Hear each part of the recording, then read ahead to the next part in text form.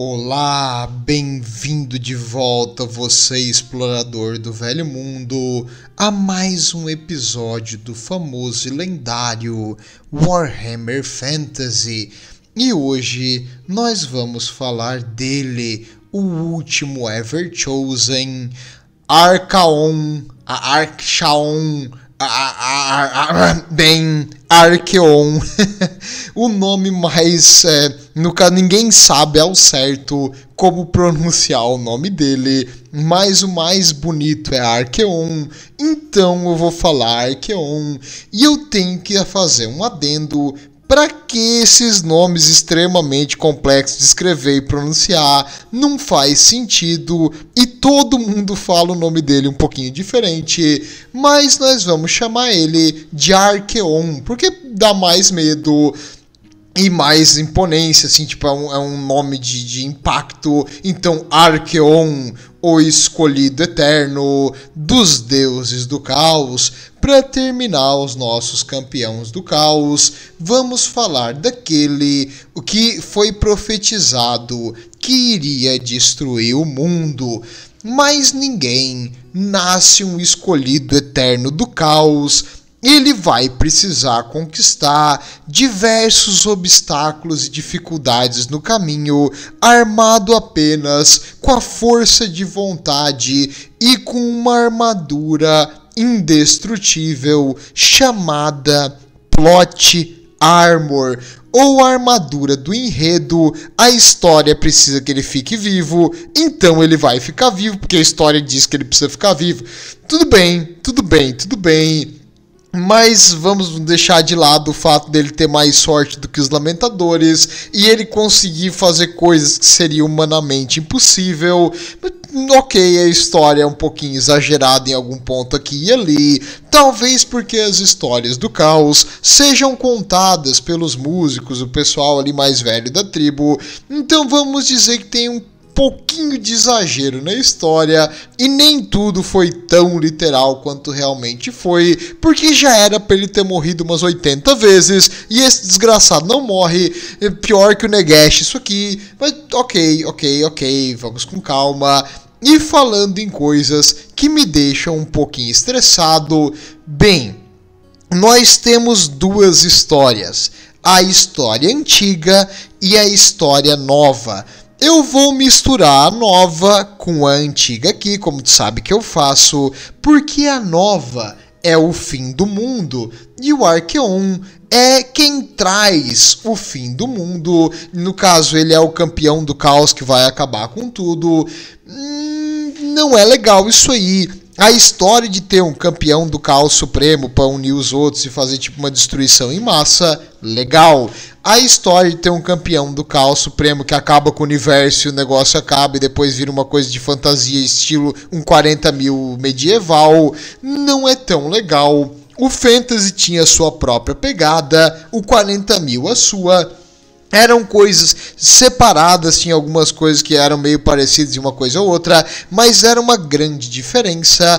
E agora são infinitos exércitos que lutam contra infinitos mortos-vivos. É chato isso, não tem uma escala assim, um impacto real. Já no Fantasy, era um grupo de 12 pessoas lutando contra 40. Nossa, não é muita coisa, mas é uma luta tipo na Europa medieval que mudaria o rumo de um povo ou de um local. Então isso aí tem mais impacto, porque assim, é muito maior o sacrifício daquelas 12 pessoas segurando 40 quando é para salvar, digamos, o império de um mago do caos que quer fazer uma destruição enorme, do que, não, ali tem infinitos Stormcast elementos, ali sei lá o que é do Age of Sigmar, e aí morre 50.000 deles. Dane-se, foda-se, não vale nada isso aí. Então, tipo, não é um negócio assim que tu consegue ter uma escala, ter um valor real.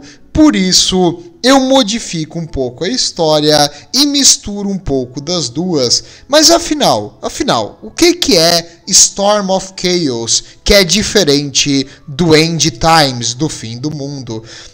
A Storm of Chaos, as Tempestades do Caos, é uma coisa que teve uma boa intenção. No caso, é caos, né? Não é boa intenção. Mas a Games Workshop decidiu fazer a história sendo feita conforme as pessoas mandavam feedback. Como assim? Eles queriam fazer uma grande luta das facções do mal contra as facções do bem. Por algum motivo idiota, eles botaram os Skaven na facção do mal. Todo mundo sabe que os Skaven são super do bem. Bem, ok. Teve esse conflito e tu deveria mandar para eles o resultado das batalhas, e aí com o resultado das batalhas eles iriam modificar a história. Se o caos vencesse, eles iriam planejar uma grande destruição. E o que acontece? Na época, todo mundo que era fanático por alguma facção, eles começaram a botar no site que eles fizeram para isso, que eles ganharam, porque tu não precisava provar que tu ganhou, provar que tu jogou, tu só precisava botar que ganhou.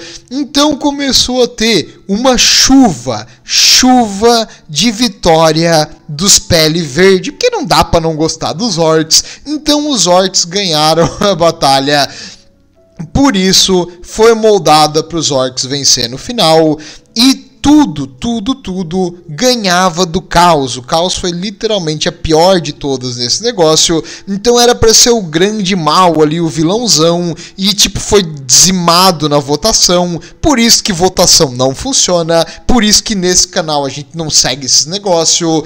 Mas a GW tentou uma vez e deu muito errado. Então eles acabaram forçando a história de qualquer jeito, fazendo o Arqueon ser mais malvado e poderoso do que realmente deveria, e depois aí mudando a história e tirando o que aconteceu na Storm of Chaos e começando o fim do mundo, que é o que eles queriam fazer originalmente, meio que acabar tudo com um grande evento. Então eles acabaram forçando de qualquer jeito e abandonando a Storm of Chaos, que tinha algumas histórias legais, principalmente o final do Arqueon, que nós vamos chegar nesse vídeo. Bem, voltando agora ao normal, que é como é que aconteceu, tal, de onde é que vem o Arqueon, onde é que ele nasceu, onde é que ele come, o que ele vive, onde é que veio isso aí. Bem, o Arqueon, na verdade, é um filho bastardo de um pilhador do norte que atacou uma vila, e nessa vila de Hargendarf, olha os nomes, cara, Hargendarf, parece um chocolate, isso, bem, tudo bem. Ele foi atacado pelos pilhadores do norte, e uma mulher do Império foi tomada à força contra sua vontade, e ela acabou gerando um filho desse estupro. Uma coisa horrível, uma origem realmente trágica. Ela, não querendo cuidar dessa criança, entregou para os padres locais. Os padres de Sigmar então criaram ele na Ordem de Sigmar, onde ele iria aprender a devoção e o culto a Sigmar. Ele, demonstrando uma proeza e uma força marcial acima da média, ele subiu o nível da ordem até o ponto de ser recrutado por uma ordem de cavaleiros templários. Sigmar era um imperador guerreiro que eles consideram que ascendeu aos céus. Então, tu ser um guerreiro é tu seguir nos passos de Sigmar. Por isso, os monges do culto a Sigmar são guerreiros. E esses cavaleiros templários é os que levavam assim a ordem, e no caso, a armadura pesada e com martelão de batalha, para aquelas coisas que são contrárias ao culto de Sigmar. E ele sempre cresceu com ódio de tudo que é caótico e de tudo que vem do norte, porque ele cresceu aqui no Império. E ele foi criado, então, nessa ordem de cavaleiros chamada Twin-Tailed Orb, era o nome da ordem, e ali ele cresceu a vida, ele aprendeu bastante a lutar, e ele ficou bem forte, maior do que todo mundo, porque ele teoricamente tem sangue do norte. O pessoal do norte é muito maior e mais forte aqui na questão física, porque eles têm uma leve influência caótica, e a vida no norte também faz as pessoas obrigatoriamente serem mais resistentes, porque senão tu morre. E aqui no sul agora, então com o treinamento militar, ele se destacou bastante. Quando ele já estava um pouco mais velho, o monge que resgatou ele conversou sobre a sua origem e ensinou para ele que a mãe dele doou ele para a ordem porque ele foi concebido de um ato não consentido e o pai dele, quem realmente era um bárbaro do norte que cultuava aqueles deuses que ele odiava, e isso na cabeça do pobre Diedrich Kastner. Esse era o nome dele, Diedrich. Diedrich não é um nome que impõe nenhum respeito, ainda bem que ele vai mudar, tudo bem.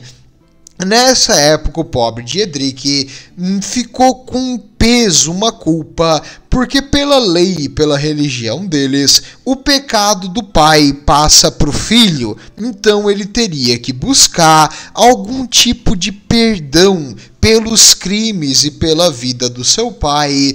Para isso, ele foi buscar a resposta. Então, na central do culto a Sigmar, ele foi até Altdorf. Ele se ajoelhou perante a uma gigantesca estátua de Sigmar que tem lá, e ele pediu perdão e pediu um sinal de como ele poderia fazer para limpar a sua essência. A estátua, como é o normal de uma estátua, não respondeu. Então ele rezou, ele pediu, ele implorou, e a estátua, sendo uma estátua, não respondeu. Então ele ficou frustrado, irritado, e ele decidiu então seguir uma antiga profecia. Aquele monge que o resgatou ensinou para ele, falou que infelizmente ele era o escolhido. Escolhido, pois é, o escolhido de uma antiga profecia, de um livro chamado Liber Caelister. E o Liber Caelister foi feito por um homem chamado Necromondo. O Necromondo, ele era completamente insano e ele escreveu um livro prevendo o futuro e prevendo o fim do mundo. E aquele que traria o fim do mundo seria um rei de 3 olhos que tinha sangue do norte e do sul. E o nosso agora, o Diedrich, tinha esse sangue misturado. Ele poderia ser essa criança da lenda. E assim, aquilo ficou na cabeça dele, ele foi atrás dessa lenda e parecia que aquilo falava cada vez mais alto dentro da cabeça dele, até o ponto que ele decidiu que ele iria seguir essa lenda e acabar com o mundo, porque, sei lá, se o caos influencia a tua cabeça. Ele foi criado a vida inteira num culto contrário a isso, mas no momento que ele teve a oportunidade de fazer tudo errado, ele foi e fez tudo errado, porque a estátua não falou com ele. Meu amigo, estátuas não costumam falar. Tá, tudo bem. Essa parte da história dele é meio que tipo uma virada assim de 180 graus. Uma hora ele é todo fiel a Sigmar e de repente ele abandona o culto a Sigmar e decide ir pro norte. Enquanto ele odeia os deuses, ele continua odiando os deuses do caos, mas ele vai pra lá pra acabar com tudo. Por quê? Só por quê? Porque, não sei, não pergunte, a história tem que continuar. Bem, ele então foi pro norte. E no norte, por ser uma pessoa que antes era do culto a Sigmar e se virou contrário à religião antiga dele, ele recebeu a atenção dos deuses do caos. E aquela coisa diferente dele de ter esse sangue da profecia e se achar o verdadeiro escolhido começou a atrair um grupo de pilhadores do caos que começaram a ir atrás dele, achando que eles iriam ter algum favor dos deuses do caos. Até porque quem tentava botar senso na cabeça dele na paulada acabava percebendo que a habilidade dele em batalha era maior do que a maioria dos guerreiros e ele conseguia derrotar num duelo qualquer campeão. Por isso, ele conseguiu um grupo de seguidores que foi aumentando cada vez mais, até o ponto que ele recebeu uma visão para começar a completar aquela profecia. O verdadeiro escolhido deveria achar 6 objetos mágicos, e esses 6 objetos iriam trazer o fim do mundo. Era isso que ele queria fazer. Ele foi atrás então desses objetos. O primeiro que ele deveria pegar era a marca do caos indivisível, uma marca da bênção de todos os deuses do caos, uma marca que traria a ele as bênçãos dos deuses sem nenhum malefeito, porque normalmente tu ganha o benefício de Nurgle, tu começa a apodrecer, tu ganha o benefício de Zint, de repente tu vira uma monstruosidade cheia de tentáculo, dente e garra, que não é muito normal. Tu ganha o benefício de Khorne, quando tu vê tu se enfincou numa estaca de madeira, porque tu saiu correndo na direção do inimigo tão cego por sangue, que tu não viu a defesa ali fixa, e não vou nem dizer o que acontece com o Slaanesh. Bem, isso é um canal de família, não vamos seguir nessa perdição. Enquanto isso, então, ele poderia ter o poder dos deuses sem os malefícios, e ele queria isso porque isso era o símbolo do escolhido. Infelizmente para ele não ia ser tão fácil. Ele juntou os seus soldados e o seu cavalo e começaram a buscar então esse símbolo do caos indivisível, aonde estava. Ou quem sabia o que tinha, não tinha nenhuma noção de onde é que ele ia achar isso aí, até que ele recebeu uma mensagem de um demônio maior, que eventualmente vai voltar para falar com ele depois, um demônio chamado Be'lakor. E o Be'lakor mostrou para ele a localização desse artefato e aonde ele deveria ir. Por que o Be'lakor fez isso? Possivelmente porque ele planejava trair, ou porque ele queria, depois que ele conseguisse completar as missões, pegar os artefatos para si. Não dá para confiar numa criatura demoníaca, mas o Arqueon, sem ter nada melhor para fazer num dia de domingo, decidiu então ir em direção aonde a criatura falou. Eles veem essas criaturas como enviados dos deuses, então eles confiam cegamente na palavra deles.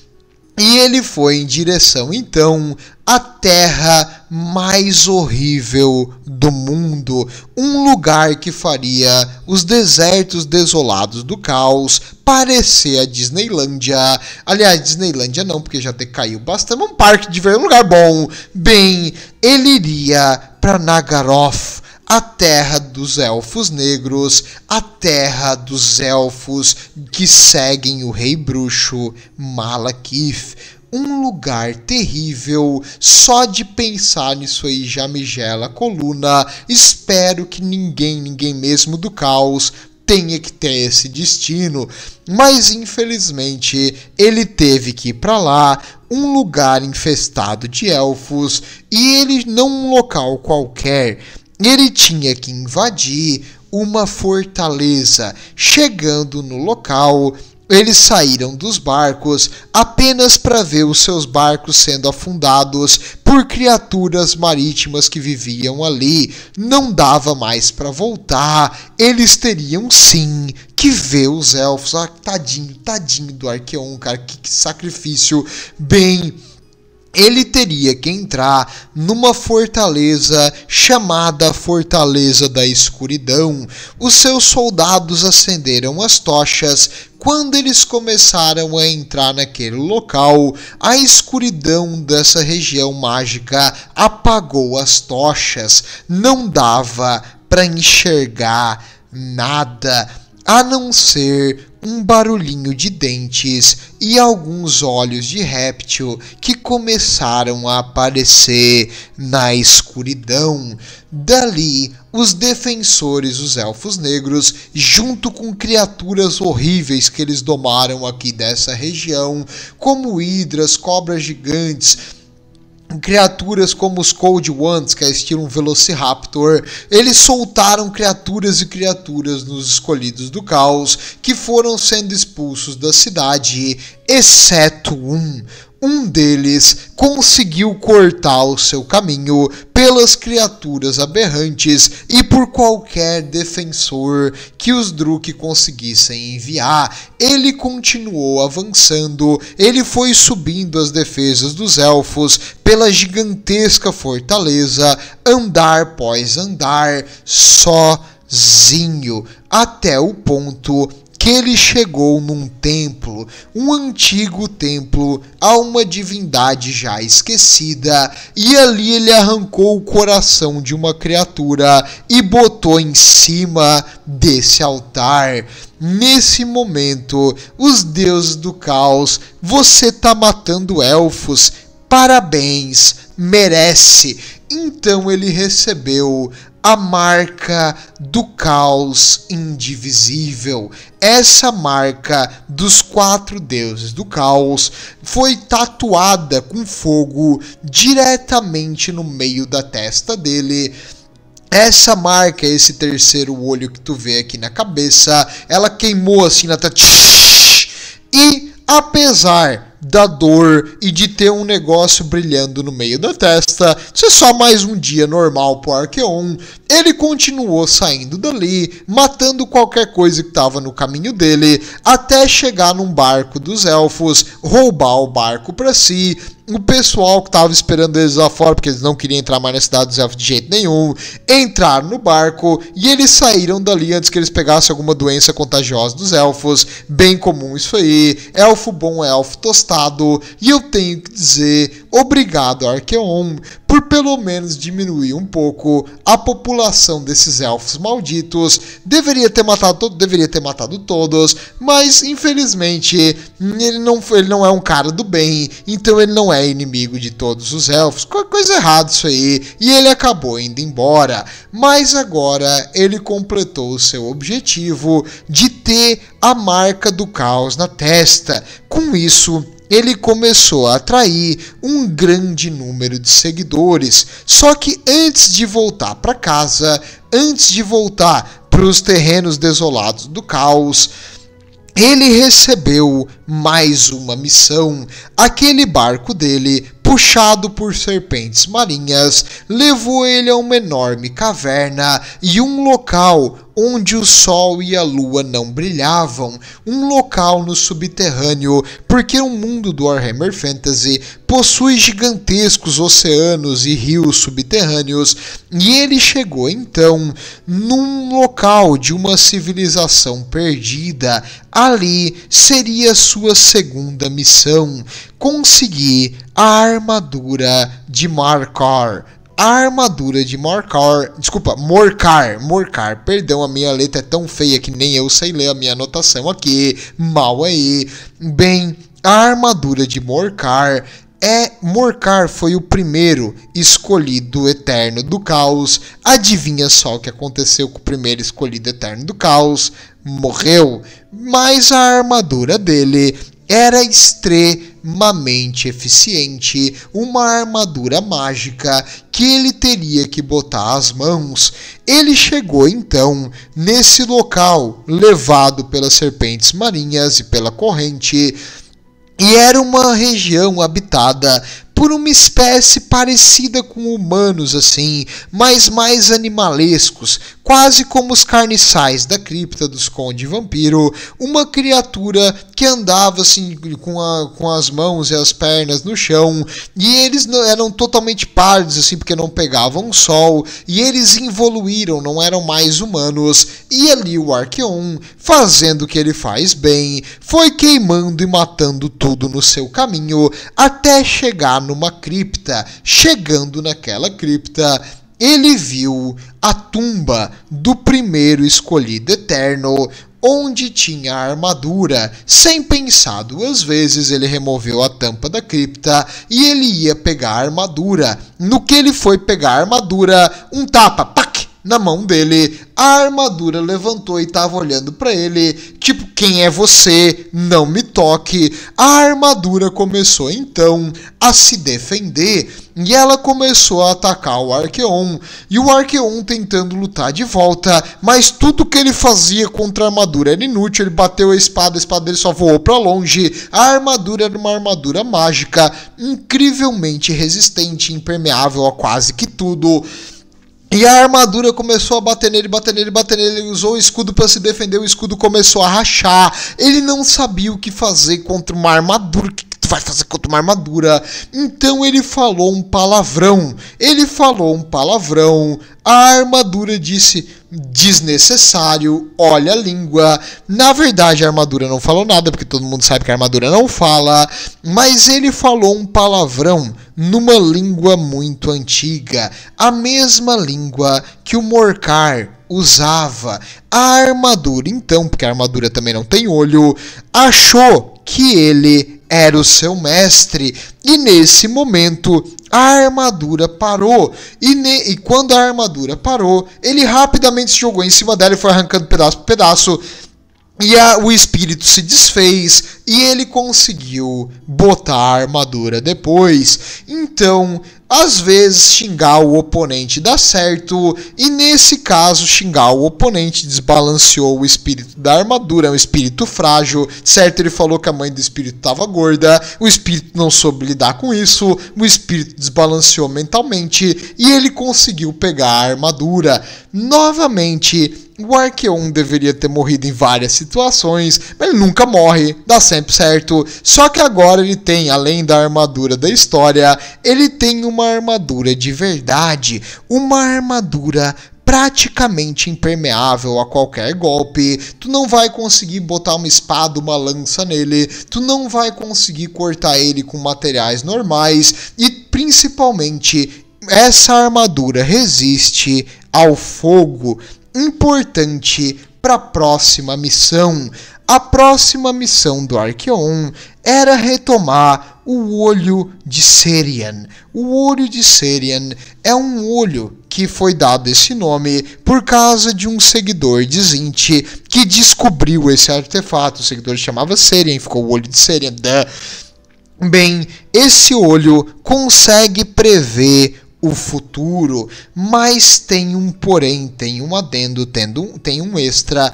Ele só consegue prever o futuro se ele tá junto com uma coroa. Na verdade, ele tem uma certa capacidade de prever o futuro a longo tempo. Tipo, tu consegue ver o que vai acontecer tipo ano que vem, mas tu não consegue ver o futuro próximo.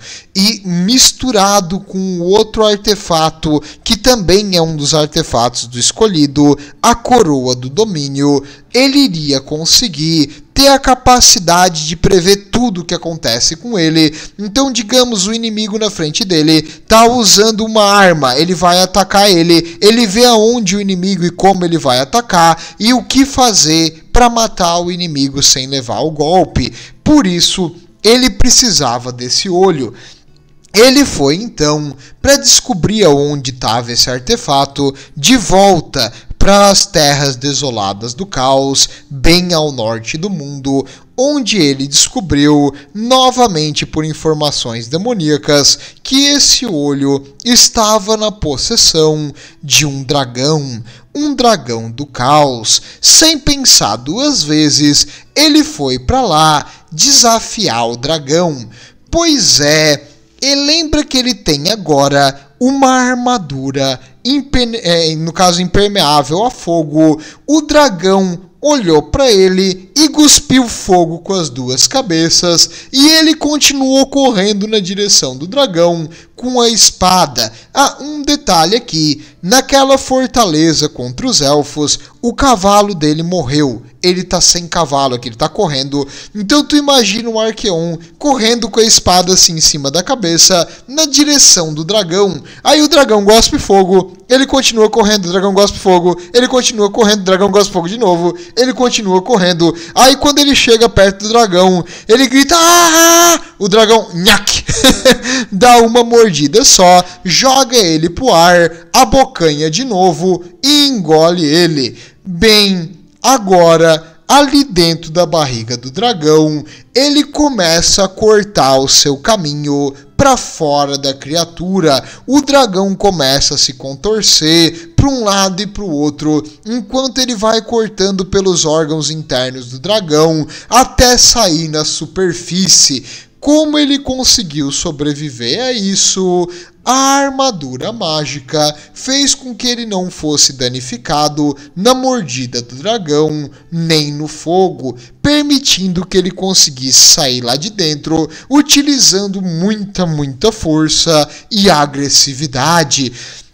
Quando ele saiu, o olho apareceu na sua mão e ele botou o olho num colar e no pescoço. Agora, ele já possuía três dos artefatos mágicos que ele precisava. Então ele recebeu uma visão e ele viu que para dominar o mundo, ele precisaria de um cavalo. Pega mal tu comandar as forças do caos andando a pé. Assim, o pessoal que se respeita tem uma montaria, então ele iria precisar agora de uma montaria. Para isso, ele viu o cavalo que ele precisava ter e ele entrou nos reinos do caos, nas terras dominadas pelos poderes da ruína, onde existia um enorme palácio de um príncipe demônio, e ele foi entrando no palácio, matando criatura após criatura. O príncipe demônio, ele virá ao meu encontro, esperando ele para matar. Enquanto o Arqueon enfrentava monstro mais monstro mais monstro, junto com seus seguidores mais leais, ele não foi na direção da sala do trono desse príncipe demônio, ele foi na direção do estábulo. Lá, ele pegou o cavalo e vazou. Ele fugiu, ele roubou o príncipe demônio sem enfrentar ele num duelo. Zinte à prova, trairagem, isso aí. Ele esperava mais, se ele soubesse que ele ia fugir, ele iria lá enfrentar ele, mas ele acabou escapando com o seu prêmio. E não foi um cavalo qualquer, foi um cavalo especial, que nós chamamos popularmente do cavalo preto que pega fogo de Arqueon, ou se tu quiser, o cavalo do Apocalipse, também chamado seu nome verdadeiro, é Agramon. Só que Agramon é muito... Daqui a pouco ele vai evoluir e virar o metal Agramon ali. Não dá isso aí, não vai. Então também tem outros nomes. Quando eles perceberam que o nome Agramon, tipo, não é um nome muito legal e remete a Digimon. Então eles decidiram botar outros nomes para esse cavalo monstruoso, Dorgar, eu não vou tentar pronunciar isso aí, eu não sei pronunciar esse negócio, o Yontraili, independente, é o cavalo preto que pega fogo, que o Arqueon usa. Se tu quer chamar ele de alguma coisa, chama ele de Agramon, ou cavalo do Apocalipse, acho que é o mais fácil de chamar, mas todos os nomes dele é extremamente feio, difícil de falar, e o mais fácil de falar remete a Digimon. Tudo bem, podia ter escolhido um cavalo com outro nome, pelo menos não foi ele para um príncipe demônio de Slaanesh e pegou a princesa, aí ia pegar mal também, mas tudo bem. Agora ele tem uma montaria que ele roubou diretamente debaixo do nariz de uma criatura demoníaca maior nos reinos do caos. Então ele tinha 4 dos seus artefatos, o cavalo é um deles, o cavalo é um dos artefatos. Agora, ele tem a armadura, ele tem a montaria, ele prevê o futuro e ele tem a marca do caos. Só que qualquer campeão do caos precisa de uma arma à altura. Ele já estava cansado de ter que trocar espadas e machados, porque estava sempre quebrando nos inimigos. Ele precisava de uma arma mágica poderosa, assim, a par do nível que ele tava agora. Ele só tava ali pegando espadinha level 7 e ele já tava level 98. Ele precisava de uma coisa melhor, porque principalmente que escale com força e habilidade caótica. Então ele iria precisar de uma arma demoníaca. E para isso, mais uma vez, ele recebeu a visão da onde buscar. Ele foi atrás da espada matadora de reis, a Slayer of Kings, uma arma da lenda do segundo escolhido eterno. Adivinha só, eles deviam mudar esse nome, porque os escolhidos eternos morrem tudo. Mas essa espada da lenda tem um demônio maior colocado dentro dela, foi aprisionado dentro dessa espada, aumentando a sua energia e capacidade destrutiva. Então agora o Arqueon iria buscar esse item raro e lendário. Para isso, para conseguir essa espada, ele foi então a um local chamado o Platô das Quimeras. Adivinha o que tem nos Platô das Quimeras? Não é coisas legais, são quimeras. Então, mutantes aberrantes, criaturas que eram várias outras criaturas fundidas, começaram a atacar os seguidores do caos, e um a um, o Arqueon e seus seguidores extremamente fortes, porque apenas os maiores dos campeões agora seguiam ele, começaram a derrotar uma a uma essas criaturas mutantes, até o ponto de eles começarem a subir uma montanha. Quando eles estavam subindo a montanha, bem difícil de escalar, de repente a montanha se mexeu e eles perceberam que aquilo não era bem uma montanha. As quimeras, na verdade, que eles mataram até agora, foi a parte fácil, foi a parte simples da história. Isso aí era o de menos, isso aí qualquer um faria, qualquer um não, quimeras são bem fortes, mas independente, eles conseguiram fazer sem suar, mas aquela montanha que estava se mexendo não era uma quimera. Não era uma criatura normal do caos é fogo, mas não era uma criatura demoníaca qualquer, era algo muito, muito maior. A criatura era o maior dos dragões ogros, o Kraken Rock the Black, um dragão ogro que selou o acordo da sua espécie com os deuses do caos. Essa criatura gigantesca era uma montanha, uma cordilheira de montanhas, na verdade. E como? O Arqueon falou, não, galera, deu. Eu sei que eu tenho a armadura da história e do enredo e eles querem que eu sobreviva, mas eu não sou louco, eu não vou enfrentar isso aí. Não. Meu limite é aqui, deu pra mim, eu vou pra casa. Mas calma, Arqueon, não se preocupe. Os deuses do caos ali comendo pipoca, vendo o que ia acontecer na batalha mortal entre esses dois. Vendo que ele não ia lutar diretamente contra a criatura, Zinth falou, eu já sabia. Os outros falaram, porra, Zinth, 5 pila aqui, ó, nós não devemos apostar com quem vê o futuro. Mas a espada em que ele estava procurando, a matadora de reis, não estava no bolso da criatura ou dentro do estômago dela, estava sobre uma das garras. O Arqueon, então, vendo que ele tem a capacidade de ver um futuro próximo, ele viu que ele poderia pegar se ele conseguisse levantar essa garra. Ele então tentou inutilmente levantar a garra, que era 8 vezes o tamanho dele. Ele... E nada, a garra não se mexeu, ele não conseguia ali, ele quase deslocou uma coluna que doeu o ciático, ele estava meio travado ali, todo encolhido, e ele não conseguiu pegar a espada. Ele disse, dá um tempo, dá uns 10 minutinhos aí, tá doendo aqui. E aí então, um seguidor dele chamado Ograx, o Grande. O Ograx era um filho de um nobre aqui do norte. Nobre do norte meio que é uma coisa assim que é só em título, porque de nobre eles não têm nada. No caso de uma das famílias aqui de Norsca, que é descendente dos Earls, no caso os líderes locais. E esse então, o Ograx, era um companheiro de longo tempo já do Arqueon, e eles tinham lutado juntos em várias batalhas, e ele tinha uma fama muito grande por ser um buscador, de ser um escolhido do caos, com uma força fenomenal.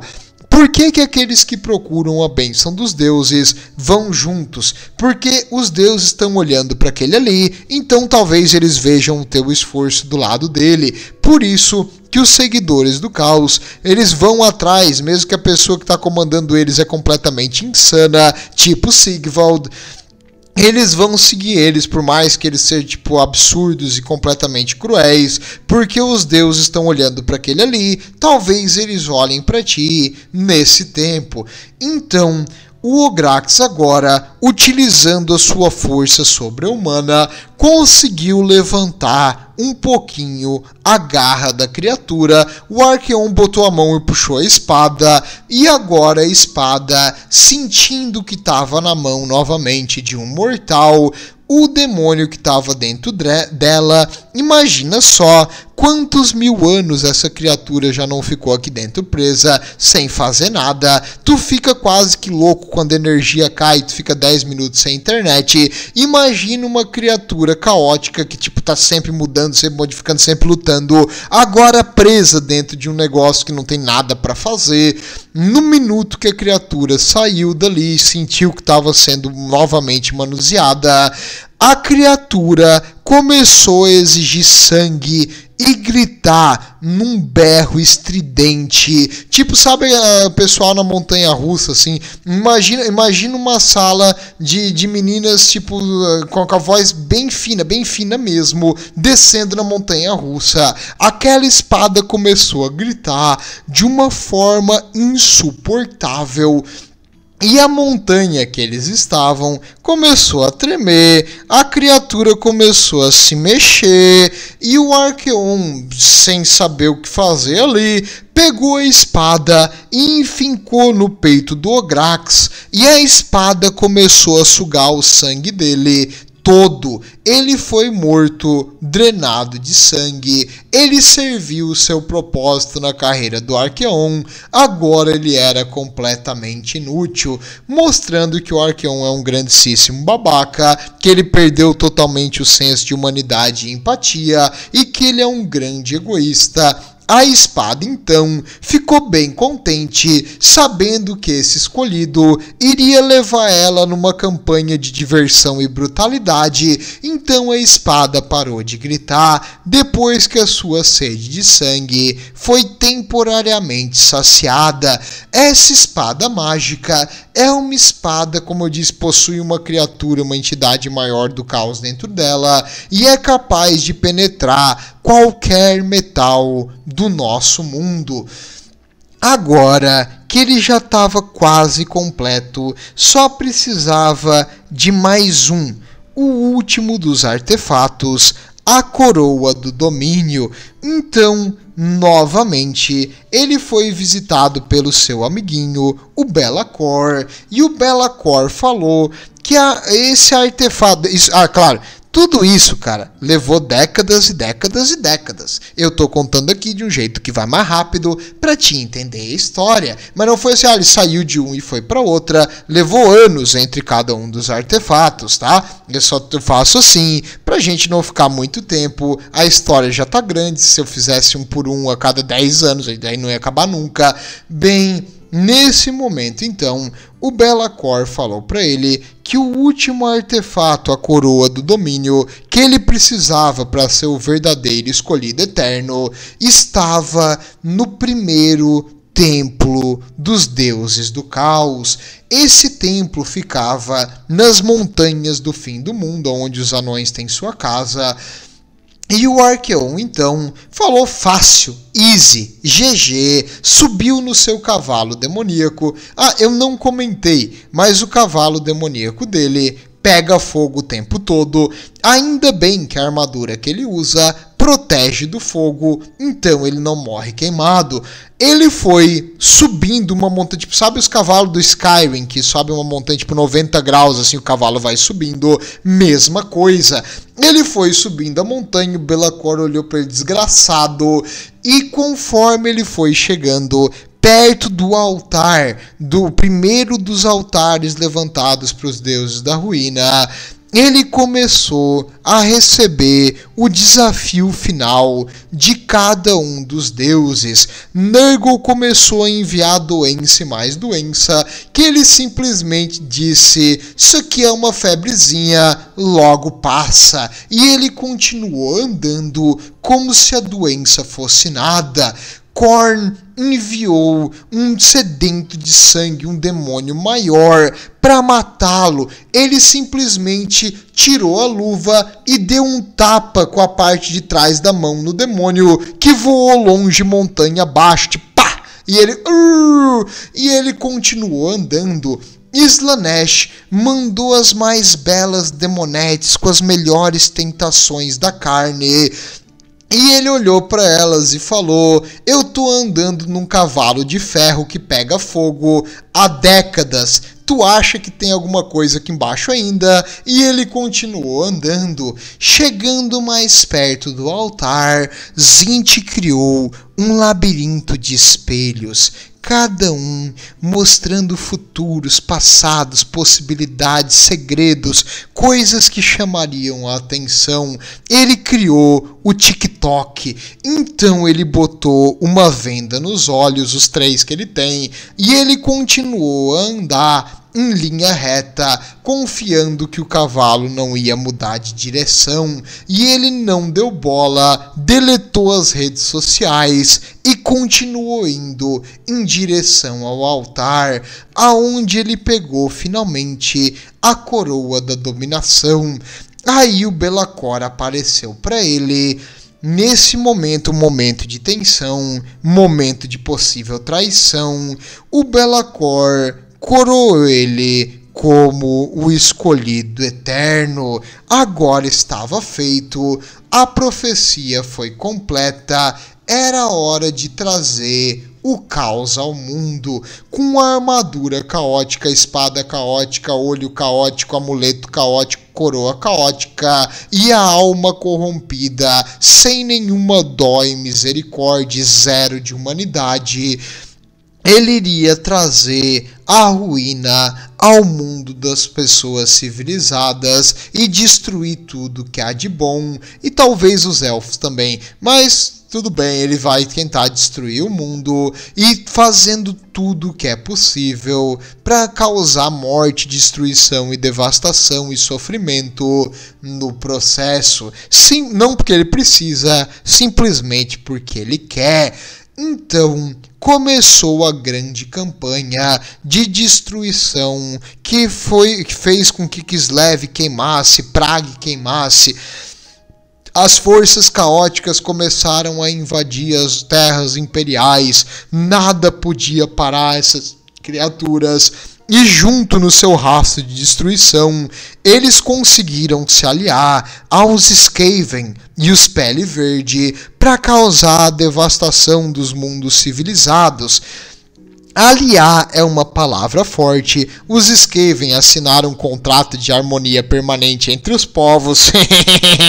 Bem, e os Pele Verde estavam junto porque ele prometeu uma grande briga e uma grande luta. Então a WoG do Gringor Ironhide veio junto para cá para causar devastação. E assim eles foram queimando e pilhando as terras imperiais. E aparentemente nada podia parar esse monstro, até o momento que um herói surgiu, um herói renascido de Sigmar renascido num menino, e esse herói iria enfrentar o escolhido eterno do caos. Foi uma luta épica, uma batalha de titãs, mas infelizmente o herói, o Sigmar renascido, foi derrotado quando ele estava ferido, perdeu o martelo Galmaraz, ele estava no chão e o Arqueon rindo, hahaha. Começou o Arqueon então a fazer um discurso, porque ele é do mal, né? Ele é o vilão, então ele tinha que fazer um discurso. Eu sou o maior, eu sou o melhor, eu sou o mais forte, ninguém pode comigo. Tema pelo seu falso Deus, porque eu já tive errado como você, porém hoje eu sou o mais forte de todos. Aí no caso ele também falou que todos o temem, ninguém tem coragem de o enfrentar, até mesmo os deuses do caos o temem. E alguém estava ali perto e escutou essa ladainha, e esse alguém, meus amigos, é um pele verde que você já conhece, o Gringor Ironhide, o mais forte e resistente dos Black Orcs, chegou por trás dele e deu um belíssimo chute no meio da virilha, que fez aqueles anos andando no cavalo de ferro parecer andando num acolchoado. As bolas dele foram parar na garganta, ele soltou a espada, o escudo e caiu no chão com as mãos nas bolas, porque tinha amassado a armadura para dentro. E ele...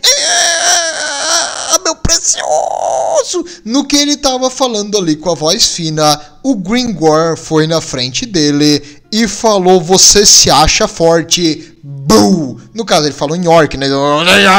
Tipo, totalmente errado, gritando, babando. E ele deu uma cabeçada que enfiou aquela marca do caos pra dentro da cabeça, amassou o crânio dele com a marca do caos e tudo pra dentro. Você se acha resistente? Boo! Ele bateu de novo. Você se acha o melhor? Boo! Ele bateu a cabeça, fazendo o capacete dele ficar amassado pra dentro junto com o crânio e com o cérebro do Arqueon. E o Arqueon então desmaiou no chão, totalmente inconsciente. As tropas do caos começaram a se dissipar e fugir. Os demônios começaram a se dissipar. O campeão deles caiu ali de uma forma ridícula. E as forças que venceram finalmente foram as forças de Gork e Mork. Porque todo mundo sabe que os Pele Verde sempre vencem no final.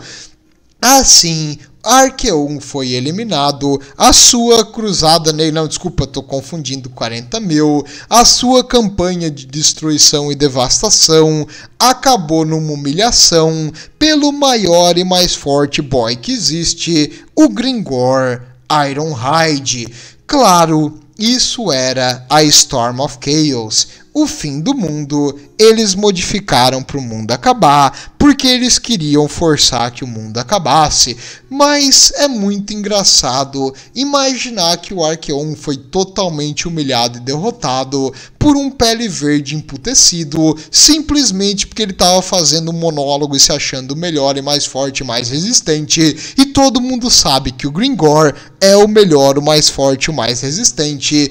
Por isso, no fim, eu acho que essa história dos fins do tempo não tá com nada, e a melhor história era essa aí da Storm of Chaos, por isso que eu trago ela pra vocês. No outro, os Skaven destroem o mundo acaba, e aí deu, pronto, não tem mais graça. Bem mais legal achar que o mundo vai continuar, eventualmente o caos vai se levantar e causar outro grande ataque, os Pele Verde vão continuar procurando uma boa briga, e o ser humano vai fazer o que o ser humano sempre faz, que é persistir, perseverar, reconstruir e começar do zero e se preparar mais uma vez para as eventualidades que o mundo joga contra ele. Bem, vejo vocês na próxima. Espero que tenham entendido um pouco mais sobre por que o caos está errado e Gork Mork é o caminho correto. tudo de bom e vejo vocês nessa brutalidade excessiva, mas sempre, sempre, sempre com um pouco de cunning. Tudo de bom.